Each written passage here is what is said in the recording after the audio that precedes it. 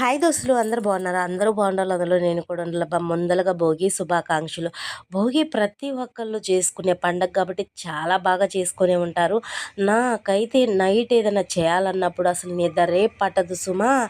నైటే పువ్వులు తెప్పించేసి కట్టేసి రెడీ చేసి పెట్టేసుకున్నాను. నైటే ఇంకా పొద్దున్నే భోగికొండలు వేసేసి అట్లాగే గడపల పూజ ఇచ్చుకొని ఇంకా గుమ్మాలకు పువ్వులు కట్టి తోరణాలు కట్టేసి లోపల వాకిలికి కూడా కట్టేసి ఇంకెందుకు ఇంక పొద్దున్నే కదా. అసలుకి ఎన్ని గంటలకు తెలిసాను తెలుసా?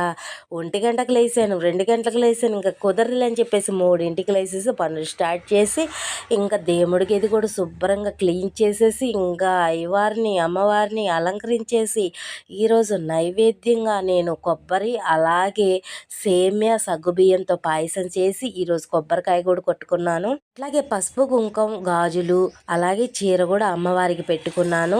నేను ఏ చీర తెచ్చుకున్నా కూడా అమ్మవారి కాడ పెట్టుకొనే కట్టుకుంటాను.